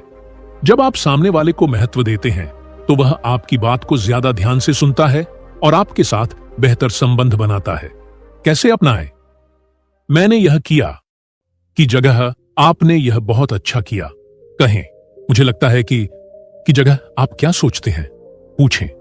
मैं चाहता हूं कि आप यह करें की जगह अगर आप इसे ऐसे करेंगे तो ज्यादा अच्छा होगा कहें। याद रखें, लोग अपनी तारीफ सुनना पसंद करते हैं। जब आप यू का इस्तेमाल करते हैं तो सामने वाला ज्यादा कनेक्ट महसूस करता है। 2. सकारात्मक भाषा अपनाएं। Use positive language. भाषा सिर्फ शब्दों का खेल नहीं है, यह हमारे विचारों और नजरिए को दर्शाती है। क्या आपने कभी गौर किया है कि कुछ लोग हमेशा पॉजिटिव एनर्जी फैलाते हैं जबकि कुछ की बातें हमेशा नेगेटिव लगती हैं? उदाहरण, नेगेटिव, मुझे नहीं लगता कि मैं यह कर सकता हूं। पॉजिटिव, मैं इसे करने का तरीका निकालूंगा। पहले वाक्य में संभावना को बंद कर दिया गया, जबकि दूसरे वाक्य में उम्मीद और प्रयास का संकेत है। कैसे अपनाएं? यह मुश्किल है की जगह यह एक नई चुनौती है कहें। मेरे पास समय नहीं है की जगह मैं इसे प्लान करूंगा कहें। मैं हार गया की जगह मैंने इससे सीखा कहें। याद रखें, आपकी भाषा आपकी सोच को दर्शाती है। जब आप पॉजिटिव भाषा अपनाते हैं तो लोग आपकी बातों को ज्यादा ध्यान से सुनते हैं और आपकी ओर आकर्षित होते हैं। 3. सामने वाले के नजरिए को समझें। Understand the other persons perspective. क्या आपने कभी सोचा है कि एक ही बात को 2 लोग अलग अलग तरीके से समझ सकते हैं? अगर आप सिर्फ अपनी बात कहने में लगे रहते हैं लेकिन सामने वाले की सोच को नहीं समझते तो आपकी बातों का असर कम हो जाता है। उदाहरण, अगर आपका दोस्त किसी परेशानी में है तो सिर्फ यह कहना कि तुम्हें ऐसा नहीं करना चाहिए था उसकी मदद नहीं करेगा। इसके बजाय अगर आप कहें, मैं समझ सकता हूं कि यह मुश्किल होगा लेकिन हम मिलकर इसका हल निकाल सकते हैं, तो वह ज्यादा अच्छा महसूस करेगा। कैसे अपनाएं? बात करने से पहले सोचें कि सामने वाले की स्थिति क्या है। किसी की राय को सीधे गलत कहने की बजाय उसे समझने की कोशिश करें। जब कोई अपनी बात रख रहा हो तो बीच में टोके बिना उसे पूरा सुने। याद रखें, अच्छे कम्युनिकेटर सिर्फ बोलते नहीं हैं बल्कि दूसरों की सोच को भी समझते हैं। अगर आप चाहते हैं कि आपकी बातों का ज्यादा असर हो और लोग आपकी बातों को ध्यान से सुने तो इन 3 जरूरी कम्युनिकेशन टिप्स को अपनाएं। आई की जगह यू का इस्तेमाल करें ताकि सामने वाले को महसूस हो कि आप उसकी कद्र करते हैं। सकारात्मक भाषा अपनाएं ताकि आपकी बातों से लोग प्रेरित और प्रभावित हों। सामने वाले के नजरिए को समझें ताकि आपकी बातचीत ज्यादा प्रभावी और सार्थक बने। अगर आप इन 3 चीजों को रोजमर्रा की बातचीत में लागू करते हैं तो आप बेहतर, असरदार और प्रभावी कम्युनिकेटर बन सकते हैं। 4. पब्लिक स्पीकिंग और नेटवर्किंग स्किल्स को कैसे सुधारें? क्या आपको भीड़ के सामने बोलने से डर लगता है? क्या आप चाहते हैं कि लोग आपकी बातों को ध्यान से सुने और पसंद करें? अगर हां, तो आपको पब्लिक स्पीकिंग और नेटवर्किंग स्किल्स पर काम करना होगा। कम्युनिकेशन स्किल सिर्फ बातचीत तक सीमित नहीं होती। अगर आप लोगों के सामने प्रभावी ढंग से बोलना और नए कनेक्शन बनाना सीख जाते हैं तो सफलता की राह आसान हो जाती है। इस सेक्शन में हम 3 दमदार टेक्निक्स सीखेंगे जो आपकी स्पीकिंग स्किल और नेटवर्किंग पावर को बढ़ा देंगी। 8. डर को खत्म करें और आत्मविश्वास बढ़ाएं। क्या आपको स्टेज पर बोलने से घबराहट होती है? अगर हां, तो आप अकेले नहीं हैं। क्या आप जानते हैं, एक स्टडी के मुताबिक पब्लिक स्पीकिंग का डर ग्लॉसोफोबिया लोगों के मौत के डर से भी ज्यादा होता है। लेकिन अच्छी खबर यह है कि इस डर को दूर किया जा सकता है। डर को दूर करने के 3 आसान तरीके। 1. पहले से तैयारी करें। बिना तैयारी के स्टेज पर जाना खुद को असफलता की ओर धकेलने जैसा है। अपनी स्पीच लिख लें, पॉइंट्स नोट करें और इसे कई बार दोहराएं। 2. शीशे के सामने या रिकॉर्डिंग के जरिए प्रैक्टिस करें। प्रैक्टिस ही आपको परफेक्ट बनाएगी। शीशे के सामने खड़े होकर बोलने की प्रैक्टिस करें। अपनी स्पीच रिकॉर्ड करें और देखें कि कहां सुधार की जरूरत है। 3. पावर पोजेस और गहरी सांस लेने की टेक्निक अपनाएं। बोलने से पहले कुछ गहरी सांस लें, इससे नर्वसनेस कम होती है। अपने शरीर को सीधा और आत्मविश्वास से भरपूर रखें। पावर पोजेस अपनाएं। अगर आप मंच पर जाने से पहले अपने शरीर को मजबूत और रिलैक्स रखते हैं तो आपका दिमाग भी शांत रहेगा। याद रखें, डर सिर्फ हमारे दिमाग में होता है। इसे दूर करने का सबसे अच्छा तरीका है बार बार प्रैक्टिस करना। 2. अपने ऑडियंस को समझें। क्या आपने कभी गौर किया है कि कुछ लोग जब बोलते हैं तो पूरा हॉल शांत होकर उनकी बात सुनता है, लेकिन कुछ लोग बोलते हैं और कोई ध्यान भी नहीं देता। इसका राज क्या है? वे अपने ऑडियंस को समझते हैं। कैसे ऑडियंस को समझें और कनेक्ट करें? पहली, ऑडियंस की रुचियों को जानें। अगर आप कॉलेज स्टूडेंट्स को संबोधित कर रहे हैं तो उन्हें मोटिवेशनल बातें ज्यादा पसंद आएंगी। अगर आप बिजनेस मीटिंग में बोल रहे हैं तो डेटा और फैक्ट्स ज्यादा असर करेंगे। मतलब अपनी बातों को ऑडियंस के हिसाब से ढालें। 2. आसान और प्रभावी भाषा का इस्तेमाल करें। बहुत कठिन शब्दों से बचें। सिंपल और क्लियर लैंग्वेज में बोलें ताकि हर कोई समझ सके। 3. इंटरेक्शन करें। सिर्फ बोले नहीं, लोगों को शामिल करें। सवाल पूछें, आपका क्या विचार है? लोगों को हाथ उठाने के लिए कहें। जितना ज्यादा इंटरैक्ट करेंगे उतना ऑडियंस एंगेज रहेगी। 3. स्टोरी टेलिंग का इस्तेमाल करें। यही जादू स्टोरी टेलिंग का है। अगर आप बोरिंग डेटा और फैक्ट्स की जगह इंटरेस्टिंग कहानियां सुनाई तो लोग आपकी बातें ज्यादा ध्यान से सुनेंगे। कैसे स्टोरी टेलिंग को अपनाएं? 1. हीरो की यात्रा फॉर्मूला अपनाएं। हर कहानी में एक हीरो होता है जो मुश्किलों का सामना करता है और अंत में जीत जाता है। आप अपनी स्पीच में यह तरीका अपना सकते हैं। पहले मुझे यह समस्या थी, फिर मैंने यह सीखा और आज मैं यहां हूं। दूसरी, खुद के अनुभव शेयर करें। लोग रियल कहानियां ज्यादा पसंद करते हैं। अगर आपने किसी परेशानी का सामना किया है तो उसे शेयर करें। मैं भी कभी नर्वस था, लेकिन मैंने यह सीखा। 3. इमोशंस जोड़ें। सिर्फ फैक्ट्स नहीं, इमोशंस भी दिखाएं। अगर आप अपनी कहानी में हंसी, डर, प्रेरणा या संघर्ष जोड़ते हैं तो लोग उसे जल्दी याद रखते हैं। याद रखें, लोग फैक्ट्स भूल जाते हैं लेकिन कहानियां याद रखते हैं। अगर आप बेहतर पब्लिक स्पीकर और अच्छे नेटवर्कर बनना चाहते हैं तो इन 3 दमदार टेक्निक्स को अपनाएं। डर को खत्म करें और आत्मविश्वास बढ़ाएं। ज्यादा प्रैक्टिस करें, शीशे के सामने बोलें और अपनी बॉडी लैंग्वेज सुधारें। अपने ऑडियंस को समझें, उनकी जरूरतों के अनुसार अपनी बात कहें और इंटरैक्टिव बने। स्टोरी टेलिंग का इस्तेमाल करें।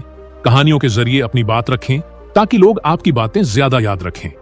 अगर आप इन 3 चीजों पर काम करते हैं तो आप सिर्फ एक अच्छे स्पीकर ही नहीं बल्कि एक शानदार लीडर भी बन सकते हैं। 5वां, प्रभावी कम्युनिकेशन के लिए 3 कॉमन गलतियां और उनके समाधान। क्या आपने कभी ऐसा महसूस किया है कि आपकी बात लोग ठीक से नहीं समझ पाते, या फिर आप कुछ कहना चाहते हैं लेकिन सामने वाला आपकी बात में इंटरेस्ट नहीं दिखाता? अगर ऐसा होता है तो संभावना है कि आपकी कम्युनिकेशन स्किल में कुछ गलतियां हो रही हैं। अच्छी खबर यह है कि इन गलतियों को पहचाना और ठीक किया जा सकता है। इस सेक्शन में हम सीखेंगे 3 सबसे आम कम्युनिकेशन गलतियां और उनके आसान समाधान। ज्यादा बोलना, कम सुनना। क्या अच्छा कम्युनिकेटर वही होता है जो ज्यादा बोलता है? नहीं, सबसे बड़ी गलती जो लोग करते हैं वे ज्यादा बोलते हैं और कम सुनते हैं। सोचिए, क्या आपको ऐसा दोस्त याद है जो हर समय बस अपनी ही बातें करता है? क्या आपको उससे बातचीत में मजा आता है? शायद नहीं। समस्या, जब आप बिना रुके बोलते हैं तो सामने वाले को उबाऊ महसूस होता है। अगर आप ध्यान से नहीं सुनते तो आपको सामने वाले की जरूरतें और विचार समझ में नहीं आते। कम्युनिकेशन एक तरफा नहीं होना चाहिए बल्कि यह एक बातचीत होनी चाहिए। समाधान 1, सक्रिय सुनना, एक्टिव लिसनिंग अपनाएं। जब कोई बात कर रहा हो तो बीच में न टोकें और पूरी बात सुनें। जब वह अपनी बात खत्म कर ले तभी अपनी राय दें। 2, बीच बीच में पॉज लें। अपनी बात के बीच छोटे छोटे पॉज लें ताकि सामने वाले को भी बोलने का मौका मिले। यह दर्शाता है कि आप बातचीत में रुचि दिखा रहे हैं। 3. सामने वाले की बातें दोहराए, रिफ्लेक्टिव लिसनिंग।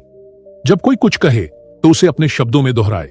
उदाहरण, अगर कोई कहता है, मुझे लगता है कि मेरी मेहनत को पहचान नहीं मिल रही है, तो आप कह सकते हैं, आपका मतलब है कि आपको लगता है कि आपकी मेहनत को उतनी सराहना नहीं मिल रही। इससे सामने वाले को लगेगा कि आपने सच में उसकी बात सुनी और समझी। याद रखें, अच्छा कम्युनिकेटर वह नहीं जो ज्यादा बोलता है, बल्कि वह है जो ज्यादा सुनता है। दूसरी, गलत बॉडी लैंग्वेज। क्या आप जानते हैं कि हमारी बॉडी लैंग्वेज का असर हमारी बातों से ज्यादा होता है? शब्दों का प्रभाव सिर्फ 7% आवाज का टोन, 38% बॉडी लैंग्वेज, 55%। यानी अगर आपकी बॉडी लैंग्वेज सही नहीं है तो आपकी बातों का असर कम हो जाएगा। समस्या, अगर आप बात करते समय इधर उधर देख रहे हैं, हाथ बांधकर खड़े हैं या नीचे देख रहे हैं, तो यह नर्वसनेस और असुरक्षा दिखाता है। इससे लोग आपकी बातों पर ज्यादा ध्यान नहीं देंगे। समाधान 1. आंखों में आंखें डालकर बात करें, आई कांटेक्ट बनाएं। अगर आप किसी से बात कर रहे हैं तो उनकी आंखों में देखें, लेकिन ध्यान रखें कि बहुत ज्यादा घूरना भी सही नहीं है। बैलेंस बनाएं, 70% समय आंखों में देखें, 30% समय इधर उधर देखें। 2. खुले हाथों के इशारों का इस्तेमाल करें। अगर आप बिल्कुल बिना हिले डुले खड़े रहते हैं तो आपकी बात बोरिंग लग सकती है। हाथों का इस्तेमाल करें, लेकिन जरूरत से ज्यादा ना करें। उदाहरण, अगर आप कोई पॉइंट समझा रहे हैं तो हाथ से इशारे करें ताकि आपकी बात ज्यादा प्रभावी लगे। 3. सीधा खड़े रहें और आत्मविश्वास बनाए रखें। अगर आप झुके हुए या सिकुड़े हुए खड़े रहते हैं तो यह डर और संकोच दिखाता है। सीधा खड़े रहें, कंधे रिलैक्स रखें और खुद को कॉन्फिडेंट महसूस कराएं। याद रखें, बॉडी लैंग्वेज आपकी बातों से भी ज्यादा महत्वपूर्ण होती है। इसे सही तरीके से इस्तेमाल करें। 3. अपनी बात को क्लियर न रखना। कभी कभी हम बहुत घुमा फिरा कर बात करते हैं, जिससे सामने वाले को समझ में ही नहीं आता कि असली पॉइंट क्या है। समस्या, अगर आप ज्यादा लंबे वाक्य बोलते हैं तो लोग बोर हो सकते हैं। अगर आप बहुत ज्यादा तकनीकी या कठिन भाषा इस्तेमाल करते हैं तो लोग कंफ्यूज हो सकते हैं। क्लियर और सीधे पॉइंट पर बात करना जरूरी है। समाधान 1. सीधे पॉइंट पर आए, बी डायरेक्ट एंड कंसाइज। तो यार, पहले तो मैंने सोचा कि मूवी देखेंगे, फिर लगा कि नहीं, फिर शायद डिनर। जैसी उलझी बात न करें। सीधे कहें, आज हम 7 बजे मूवी देखने जा रहे हैं। 2. सरल भाषा का इस्तेमाल करें, यूज सिंपल लैंग्वेज। यह प्रक्रिया हमारे संगठनात्मक लक्ष्यों के अनुरूप है, कंफ्यूजिंग। यह हमारे लक्ष्य को पूरा करने में मदद करेगा, साधारण और स्पष्ट। 3. छोटे और प्रभावी वाक्य बोलें। जब आप छोटे वाक्यों में बोलते हैं तो लोग आपकी बात जल्दी समझते हैं। हमें यह प्रोजेक्ट 10 दिन में पूरा करना है, आइए इसे प्लान करें। स्पष्ट और प्रभावी। याद रखें, क्लियर और सीधा बोलें ताकि लोग आपकी बात तुरंत समझ सकें। अगर आप इफेक्टिव कम्युनिकेशन सीखना चाहते हैं तो इन 3 आम गलतियों से बचें। 1. ज्यादा बोलना, कम सुनना, एक्टिव लिसनिंग अपनाएं और दूसरों को बोलने दें। 2. गलत बॉडी लैंग्वेज, आंखों में देखें, आत्मविश्वास दिखाएं और सही इशारों का इस्तेमाल करें। 3. अपनी बात को क्लियर न रखना, छोटे, सीधे और सरल वाक्य बोलें। अगर आप इन 3 गलतियों को सुधार लेते हैं तो आप एक बेहतरीन कम्युनिकेटर बन सकते हैं। अब सवाल यह है, आप सबसे पहले किस गलती को सुधारने पर काम करने वाले हैं? छठे कम्युनिकेशन में मास्टरी पाने के लिए गोल्डन रूल। क्या आपने कभी सोचा है कि कुछ लोग इतनी आसानी से दूसरों को प्रभावित कैसे कर लेते हैं? क्यों कुछ लोग जब बोलते हैं तो हर कोई ध्यान से सुनता है, जबकि कुछ लोगों की बातों पर कोई ध्यान नहीं देता? इसका जवाब है कम्युनिकेशन में मास्टरी। और इस किताब में एक बहुत ही महत्वपूर्ण गोल्डन रूल बताया गया है। Effective communication is not about what you say, but how you make the other person feel. अच्छा संचार सिर्फ यह नहीं कि आप क्या कहते हैं, बल्कि यह है कि आपकी बात से सामने वाला कैसा महसूस करता है। यानी असली कम्युनिकेशन केवल शब्दों से नहीं होता, बल्कि यह इस पर निर्भर करता है कि आपकी बात सामने वाले को कैसा महसूस कराती है। तो आइए समझते हैं कि इस गोल्डन रूल को कैसे अपनी कम्युनिकेशन स्किल में लागू करें। 1. सहानुभूति, एम्पैथी। सामने वाले की भावनाओं को समझें। क्या आपने कभी किसी से बात करते हुए महसूस किया है कि वह सच में आपकी बात समझ रहा है। ऐसे लोग हमें अपने ज्यादा करीब लगते हैं। लेकिन ऐसा क्यों होता है? क्योंकि वे सिर्फ सुनते नहीं हैं, बल्कि हमारी भावनाओं को भी समझते हैं। कैसे अपनाएं? 1. सामने वाले की भावनाओं को महसूस करें। जब कोई आपसे अपनी समस्या शेयर करे तो सिर्फ जवाब देने के लिए ना सुने, उसकी भावनाओं को समझें और सही रिएक्शन दें। 2. मैं से ज्यादा आप पर ध्यान दें। गलत तरीका। मैं समझता हूं कि ऐसा होना कितना मुश्किल है। सही तरीका, आप बहुत स्ट्रांग हैं कि आपने इस मुश्किल को झेला। जब आप सामने वाले पर फोकस करते हैं तो उसे लगता है कि आप उसे समझ रहे हैं। 3. जज करने के बजाय सपोर्ट करें। अगर कोई अपनी गलती शेयर कर रहा है तो उसे सजा देने के बजाय सपोर्ट करें। तुमने ये गलत किया कहने के बजाय कोई बात नहीं, अगली बार बेहतर कर सकते हो बोले। याद रखें, लोग आपकी बातें भूल सकते हैं, लेकिन वे यह कभी नहीं भूलेंगे कि आपने उन्हें कैसा महसूस कराया। दूसरा, आत्मविश्वास, कॉन्फिडेंस। आपकी बात का असर तभी होगा जब आप खुद उस पर यकीन करेंगे। क्या आपने कभी किसी ऐसे इंसान को सुना है जो बहुत अच्छा बोलता है लेकिन फिर भी उसकी बात पर भरोसा नहीं होता? क्यों? क्योंकि अगर आप खुद अपनी बात पर यकीन नहीं करेंगे तो कोई और भी नहीं करेगा। कैसे अपनाएं? 1. अपनी बात को मजबूती से रखें। धीरे और ठहराव के साथ बोलें। अचानक रुकें ताकि सामने वाले को लगे कि आपकी बात महत्वपूर्ण है। 2.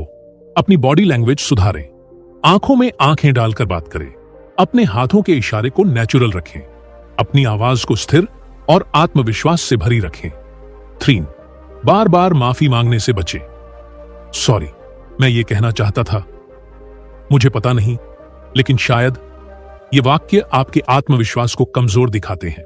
इसके बजाय सीधे पॉइंट पर आएं और मजबूती से बात करें। याद रखें, जब आप खुद पर यकीन करेंगे तभी दूसरे भी आप पर यकीन करेंगे। तीसरी, स्पष्टता, क्लैरिटी। आपकी बात सीधी और समझने में आसान होनी चाहिए। क्या आपको कभी ऐसा महसूस हुआ है कि आप किसी की बात सुन रहे हैं लेकिन समझ में कुछ नहीं आ रहा? ऐसा क्यों होता है? क्योंकि उस व्यक्ति की बातों में स्पष्टता नहीं होती। अगर आपकी बात स्पष्ट नहीं होगी तो लोग आपकी बात में इंटरेस्ट खो देंगे। कैसे अपनाएं? 1. छोटे और सीधे वाक्य बोलें। गलत, मुझे लगता है कि शायद हम इस चीज पर विचार कर सकते हैं, अगर आप चाहें तो। सही, हमें यह काम करना चाहिए क्योंकि इससे अच्छा रिजल्ट मिलेगा। 2. आसान भाषा का इस्तेमाल करें। हमारी स्ट्रेटेजिक अप्रोच को रीवैल्यूएट करना होगा। जटिल, हमें अपनी योजना दोबारा देखनी होगी। सरल। 3. अपने शब्दों पर ध्यान दें। हो सकता है जरेनिया कहीं ना कहीं जैसे वर्ड से बचें। स्पष्ट और ठोस शब्दों का इस्तेमाल करें। याद रखें, स्पष्ट और सरल भाषा में बात करें ताकि हर कोई आपकी बात आसानी से समझ सके। सोने की नियम को अपनाएं और कम्युनिकेशन मास्टर बने। तो आखिर बेहतरीन कम्युनिकेशन का सीक्रेट क्या है? यह सिर्फ शब्दों के बारे में नहीं है, बल्कि यह इस बारे में है कि आपकी बात से सामने वाला कैसा महसूस करता है। 3 चीजें जो आपकी कम्युनिकेशन स्किल को मास्टर बना देंगी। 1. सहानुभूति, एम्पैथी, सामने वाले की भावनाओं को समझें। 2. आत्मविश्वास, कॉन्फिडेंस, खुद पर यकीन करें और मजबूती से बोलें। 3. स्पष्टता, क्लैरिटी, अपनी बात को सरल और स्पष्ट रखें। अगर आप इन 3 चीजों को अपनी कम्युनिकेशन स्किल में जोड़ लेंगे तो आप हर बातचीत में प्रभाव छोड़ेंगे। अब सवाल यह है, आप सबसे पहले किस पर काम करने वाले हैं? सहानुभूति, आत्मविश्वास या स्पष्टता? कम्युनिकेशन एक आर्ट है जिसे सीखकर आप अपनी पर्सनल और प्रोफेशनल लाइफ में आगे बढ़ सकते हैं।